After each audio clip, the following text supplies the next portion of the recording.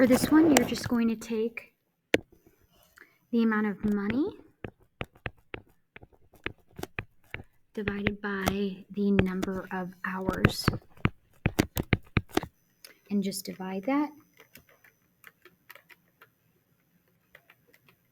And you get a nice clean $10.85. For number 2, 1 mile of road construction on interstates costs $4 million per lane of highway. And if we have a 3-lane highway and 95 miles of road, we're going to take 4 million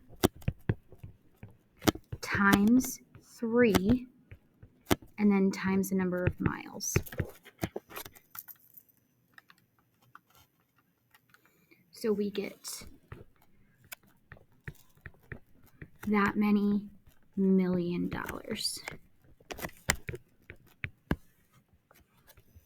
So technically $1,140,000,000. For number 3, you have 2 options. You can first find just 34%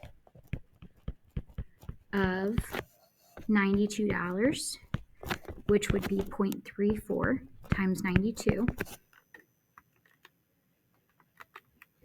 And you get 31.28. Take that and add that to the original amount.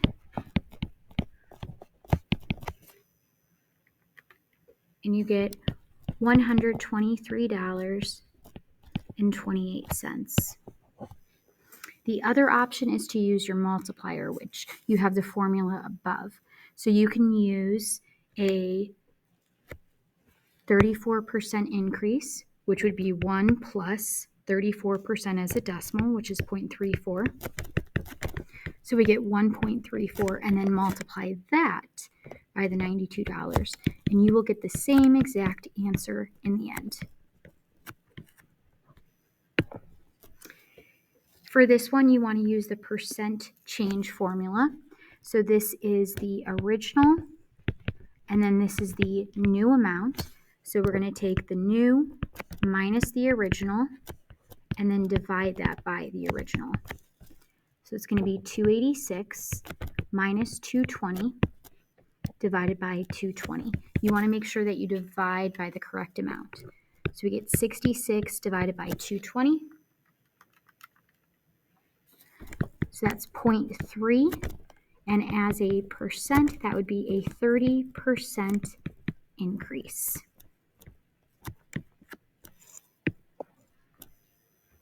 For number 4, of the 1,900 people or 1,900 people who responded to a survey about coffee, 817 claimed that they'd like it plain. So we want the amount who want it plain out of the total. So we're going to take 817 divided by 1,900, and we get 0.43. Change that to a percent, so we get 43%.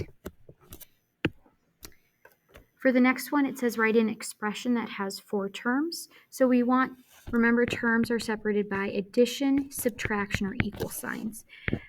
Because it's an expression, we don't want an equal sign though. So we just need 4 terms.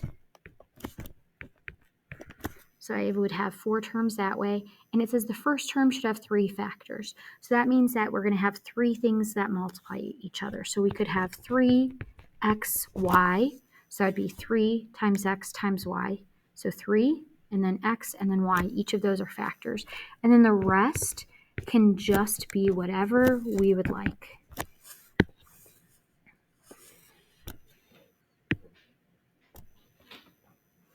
For B, it says write an equation that has 3 terms on the left and 2 terms on the right side. So we're going to have an equal sign this time. For this one, we want 3 on the left and 2 on the right. And you can just replace those plus and minus signs with whatever you want. 1 term on the left should have a coefficient of -7. So we'll maybe make that the first one. So we would have -7y or -7a or -7x to the third. Any of those would work. And then it says on the right side, we should have an exponent of 5. So maybe we want to have x to the 5th. Everything else can just be whatever we want.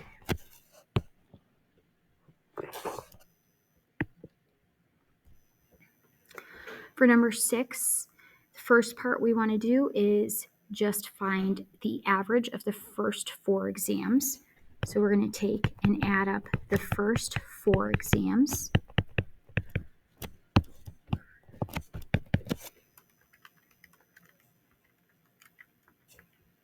So we get 315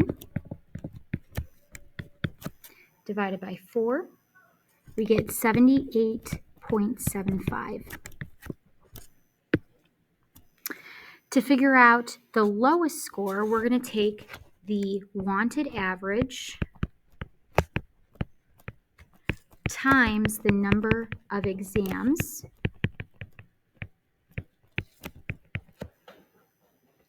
So the wanted average is an 80, and the number of exams that we have total, because we're looking at after they take all 5 of the exams, would be 5.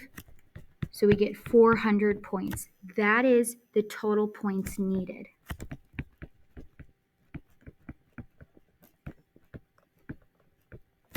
We're then going to subtract how many points that they have so far, which we ended up getting in Part A.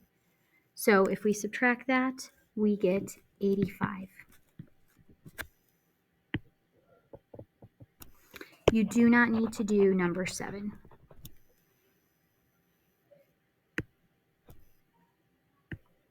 For exponential changes, you're going to either multiply or divide by the same value to get the next one.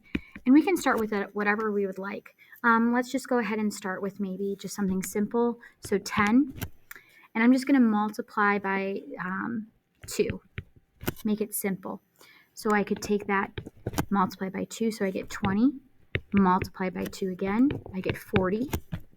And multiply by 2 again, I get 80. For a linear change, you'll want the outputs to be either adding or subtracting by the same value to get your next term. So let's go ahead and still start with 2, or let's start with 2 this time. And maybe we want to add 6 this time. So we would get 8, and then 14, and then 20. For number 9, to calculate GPA, you first want to change these to be numbers. So A's will be represented with a 4, B's will be represented with a 3, C's with a 2, and D's with a 1. We're going to take each of those numbers and multiply it by its number of credit hours. So that's going to be 3 times 4 plus 1 times 2 plus 4 times 3 plus 2 times 3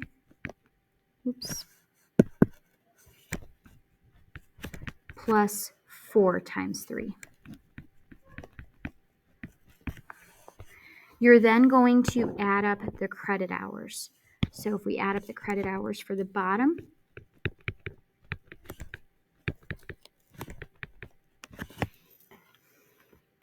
so for the top we get 12, 2, 12, 6, and 12. So if I add all that up, I get 44. And then for the bottom, I get 17. So 44 divided by 17 is 2.588. It does want you to round to 2 decimal places, so that's going to be about 2.59. Okay, for number 10, you're going to use your exponents. So I'm going to first use that 5 with both parts. So that's going to be -3 to the 5th, and then x to the 5th. So -3 to the power of 5, we get -243, and it's still going to be x to the 5th. For this one, for B, you want to do this in 2 steps. So I'm first going to use that first part with this outside exponent of the 4. So that's going to be 6 to the power of 4, and then x to the 3 times 4, because it's going to be a power to another power because that exponent's on the outside, we're going to multiply. So this is y to the 6 times 4 and z to the 2 times 4. For this part, we're going to have x to the 5th and then y to the 7 times 5. So if we work out those individual parts, we get 6 to the power of 4 is 1,296, x to the 12th, y to the 24th, z to the 8th, and then this will be still x to the 5th, y to the 35th. And now that we don't have a power to a power, we can just add the exponents. So the front number will stay the same, and then we're going to have x to the, and it'll be 12 and 5. So 17, y to the 24, and 35 will give us 59, and z to the 8th.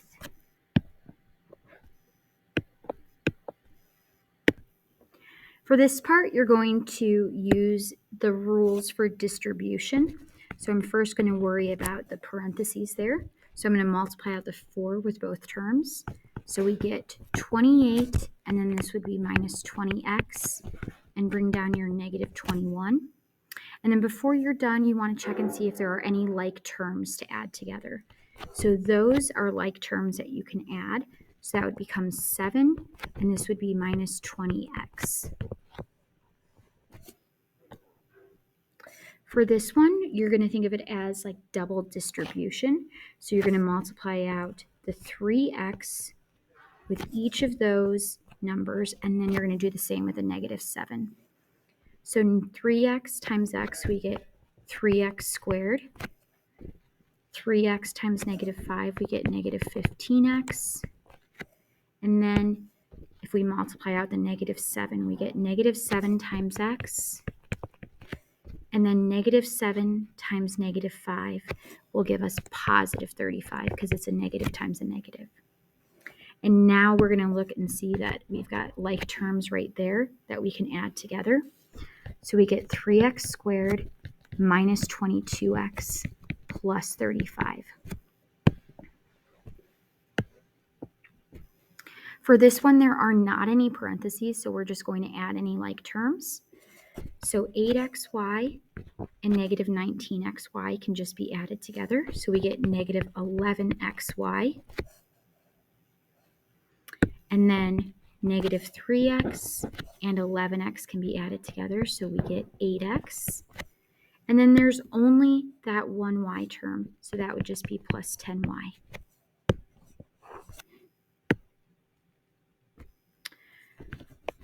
For order of operations, you're going to use GEMDAS. So we're going to use grouping first.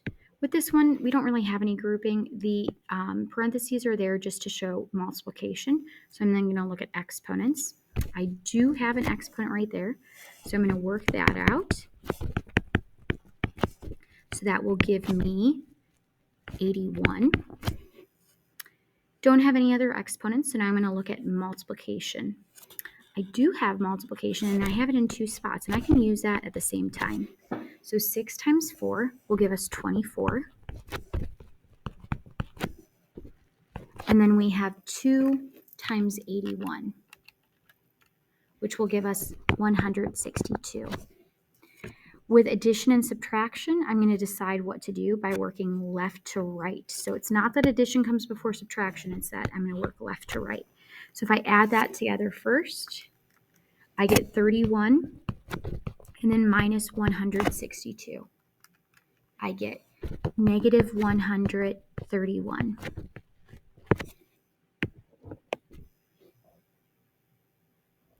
Okay, when you do this one, it is a good idea to think of it as grouping by doing the top and the bottom separate.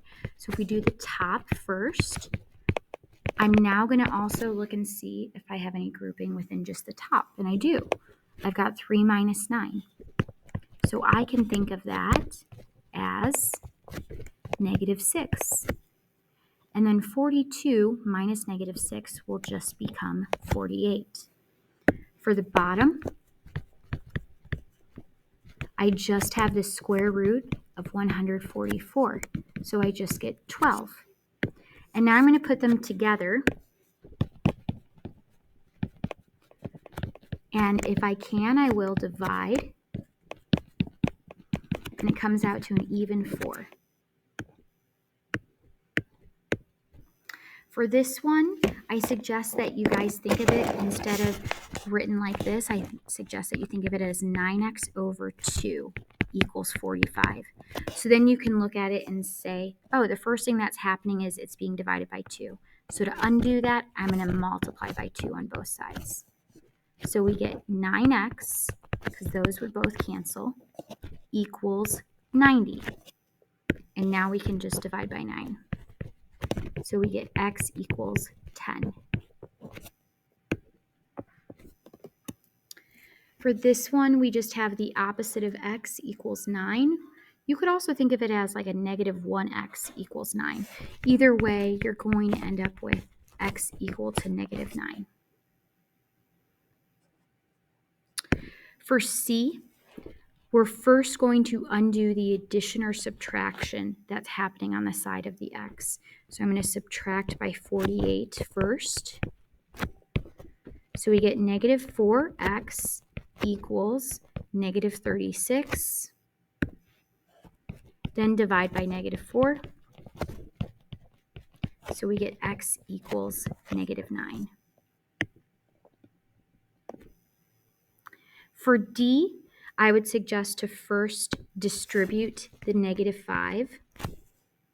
So we will have -5x minus 10 equals, and it'll still be 65 on the right.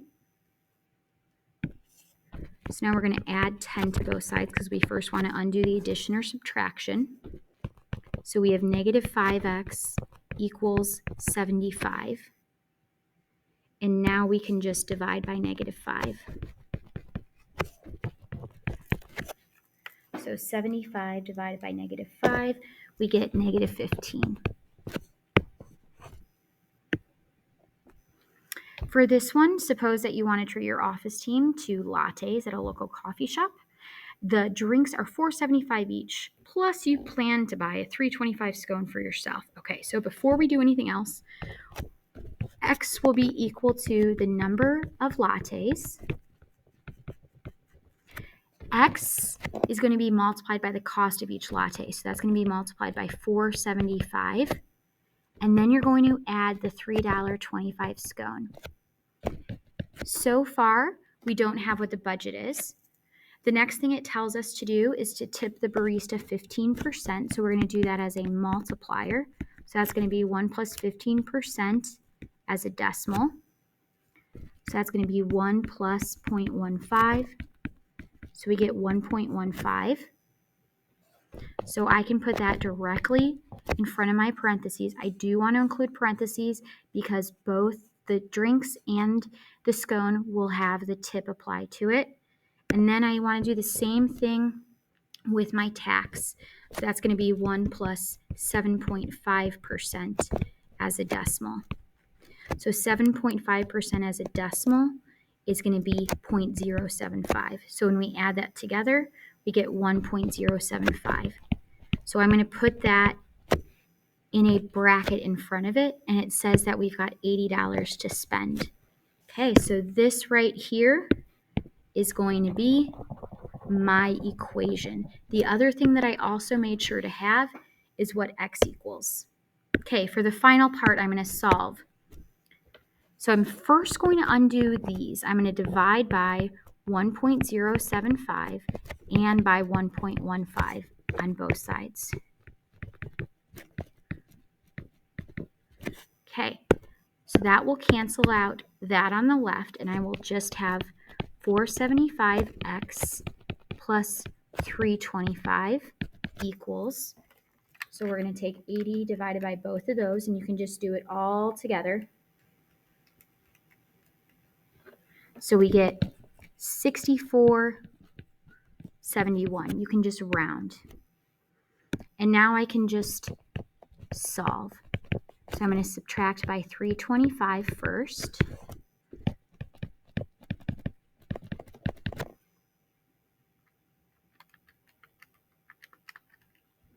So I get 61.46, and then we're going to divide by 475.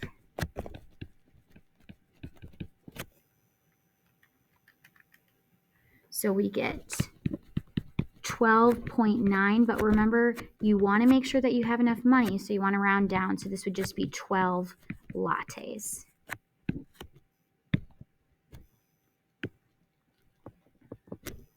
Okay, for the slope, you're going to use your formula from the front page. So our slope formula is that.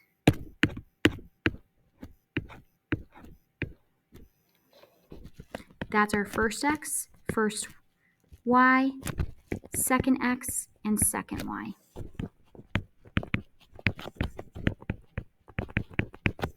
So we're going to have -8 minus 10. For the bottom, we're going to have 1 minus -5.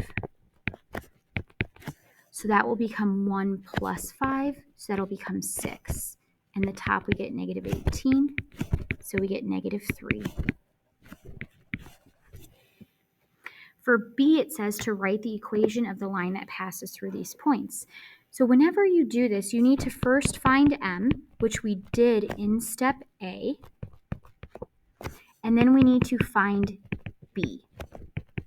And to find B, we're going to write our equation, and then I'm going to use my M and one of the points. I'm just going to use that first point. So that's my M, so that'll go right here plugged in.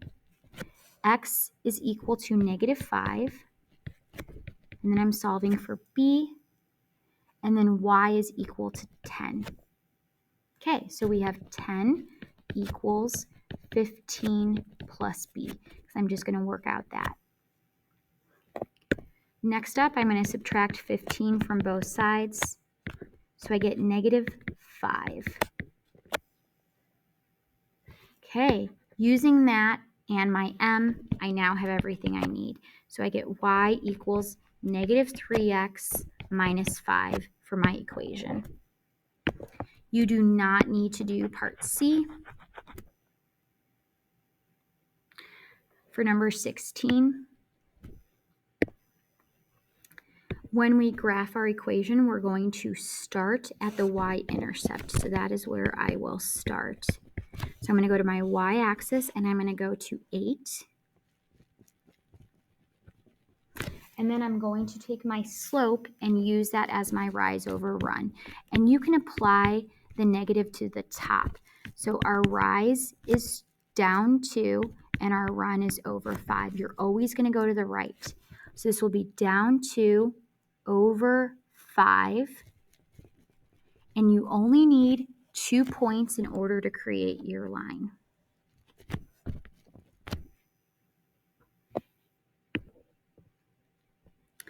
Another way that they show you how to do slope is the change of y over the change of x. So if we look at how y is changing, it's going up by 3. If we look at how x is changing, it's going up by 4. So change of y is 3, change of x is 4. If you wanted to, you could also just write 2 points using like the top 2 rows, and then just use your slope formula like we did for number, it would have been for number 15A. For number 18, you're also going to use the change of y over the change in x formula, but you're actually going to think of it as the vertical change over the horizontal change. So this one says it has a vertical rise of 19 inches, over a horizontal distance of 178 inches. We're just going to divide.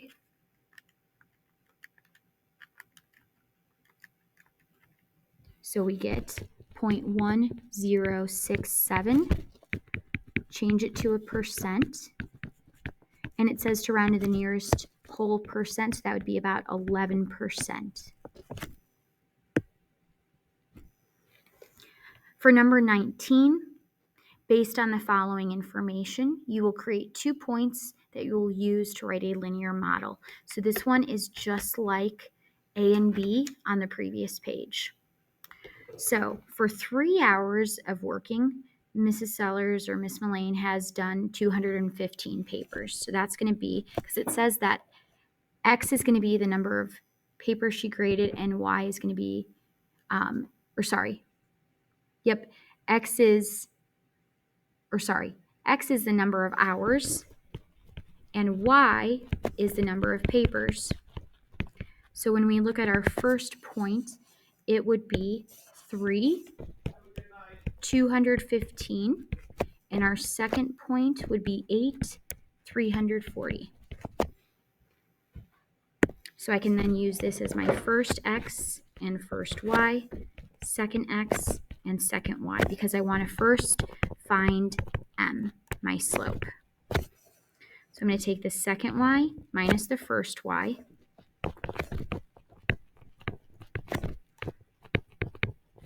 The bottom will be my second X minus my first X.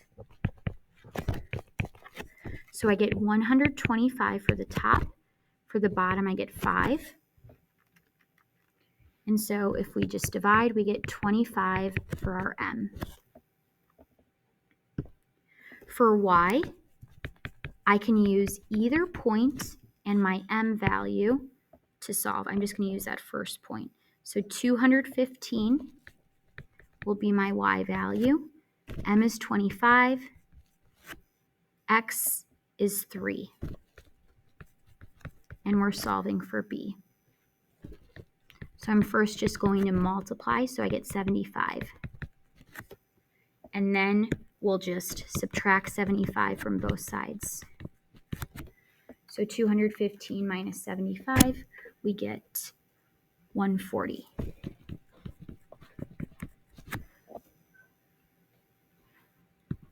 So 140 is our B value, 25 is M. So our final equation is Y equals 25X plus 140.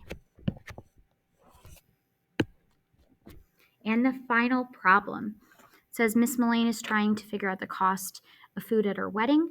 It is a flat fee of $525 for the services and then $21 per plate. So if we write a linear equation to model this, Y is the total cost in dollars, so it's going to be Y equals whatever is the cost per person is going to be what I put in front of my X value, and then whatever is the flat fee is what I'm going to add afterwards. So that means that for 0 guests, it's still going to be $525. And then every time that we add 1 guest, it increases by $21. So I have 546, 567, add another 21, and we get 588. For these ones with larger amounts, I would say to just plug it into your equation. So it's going to be 21 times 50 guests plus 525. So 21 times 50 is 1,050. And then add the 525. So you get 1,575. For 100 guests, you're going to do the same thing.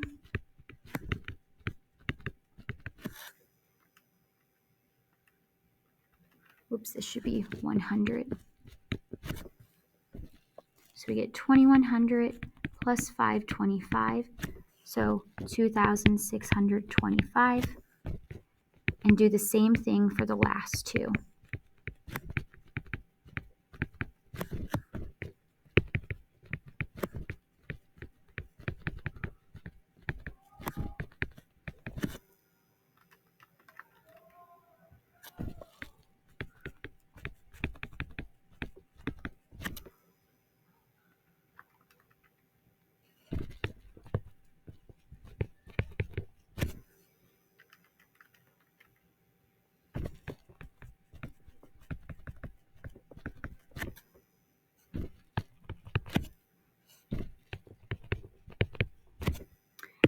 Finally, write at least 1 to 2 sentences interpreting the slope and the y-intercept. So the slope represents 21, which is the price per plate. So we can even say that the price increases by $21 every time the number of guests goes up.